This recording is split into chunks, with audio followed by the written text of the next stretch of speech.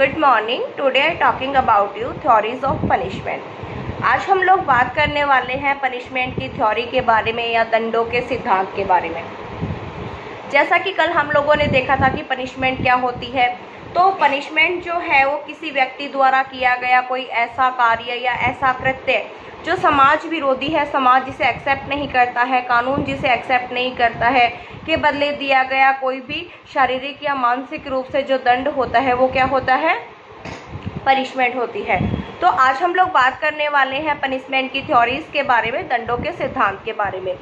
दंडों के जो सिद्धांत है वो 5 प्रकार के होते हैं, जिसमें सबसे पहला होता है निवारक सिद्धांत, देन सेकंड होता है निरोधक सिद्धांत, थर्ड होता है प्रतिशोधात्मक सिद्धांत, एंड फोर्थ होता है प्रायश्चात्मक सिद्धांत, एंड 5 होता है सुधारात्मक सिद्धांत। जो कि वर्तमान में हमारी जो थ्योरीज लागू है, आधुनिक युग की जो थ्योरीज है वो है सुधारात्मक सिद्धांत की थ्योरी या फिर रिफॉर्मेटिव थ्योरी जो है वो वर्तमान में लागू है।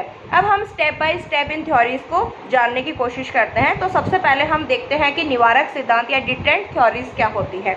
निवारक सिद्धांत का मतलब होता है, निवारक सिद्धांत का जो मेन पर्पज होता है वो होता है अपराधों का निवारण करना।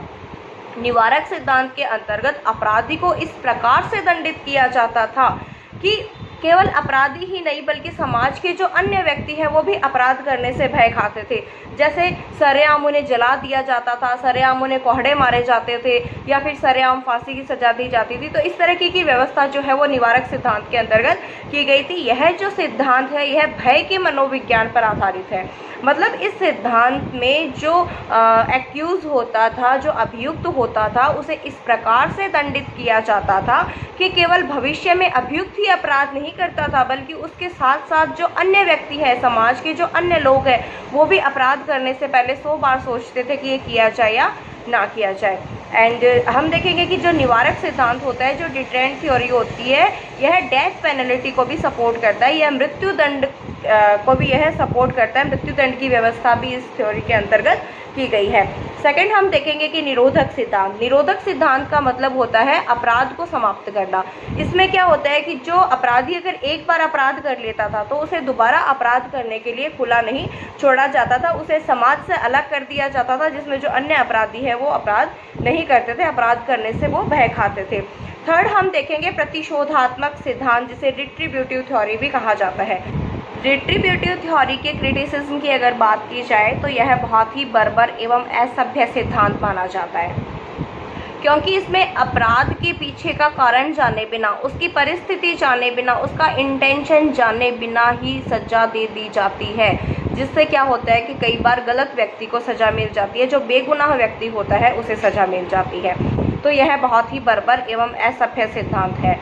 फोर्थ थ्योरी की अगर बात की जाए तो एक्सपिएटरी थ्योरी या फिर प्रायश्चात्मक सिद्धांत होता है, जिसमें क्या होता है कि अभियुक्त को बंदी बनाकर कारागार में डाला जाता है। इसलिए डाला जाता है ताकि वह अपने किए पर पश्चाताप कर सके, वह पश्चाताप की अग्नि में जलकर स्वयं को सुधार सके और बाहर आकर एक अच्छा नागरिक बन के दिखा सके। तो इस प्रकार जो है वो पश्चातात्मक सिद्धांत की व्यवस्था की गई है। फिफ्थ थ्योरी की अगर बात की जाए तो वह है सुधारात्मक सिद्धांत या रिफॉर्मेटिव थ्योरी। यह आधुनिक युग की विचारधारा है। आज का जो युग है वह सुधारात्मक व्यवस्था को स्वीकार करता है।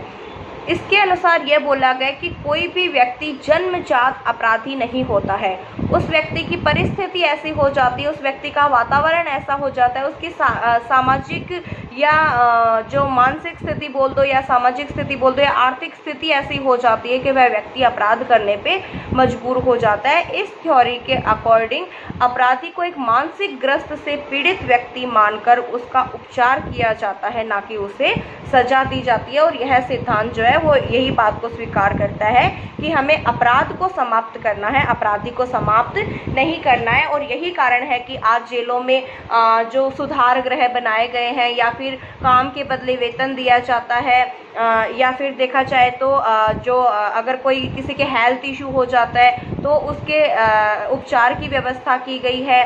यहाँ तक कि पढ़ाई की व्यवस्था भी जो है वो जेलों में की गई है। तो इस प्रकार के जो सुधारात्मक व्यवस्था है वो आज जेलों में की गई है। यह जो सिद्धांत है वह मृत्युदंड को सपोर्ट नहीं करता या आजीवन कारावास को या किसी प्रकार के कारावास को यह सपोर्ट नहीं करता है। इसका मेन पर्पज़ यही है कि जो अपराधी होता है उसे सुधारना है और एक अच्छा नागरिक बनाना है। इसीलिए अलग अलग व्यवस्थाएं की गई है। जैसे यदि किसी अभियुक्त के घर में कोई खत्म हो जाता है तो उसे पैरोल पे छोड़ने की व्यवस्था की गई है, या फिर काम के बदले वेतन की व्यवस्था की गई है। अलग अलग प्रकार की हस्तकलाएं सिखाई जाती है। तो इस प्रकार की व्यवस्था जो है वो सुधारात्मक सिद्धांत के अंतर्गत की गई है। तो हम लोगों ने देखा कि थ्योरीज ऑफ पनिशमेंट क्या होती है। पनिशमेंट की 5 प्रकार की थ्योरीज के बारे में हमने समझा कि स्टेप बाय स्टेप की क्या इनकी थ्योरीज होती है, इन थ्योरीज के बारे में क्या बोला गया है। तो आज के लिए इतना ही। अगले वीडियो लेक्चर में हम देखेंगे कि टाइप्स ऑफ पनिशमेंट क्या होता है। अगर आपको मेरा वीडियो लेक्चर अच्छा लगा हो तो लाइक एंड शेयर कीजिएगा। Thank you.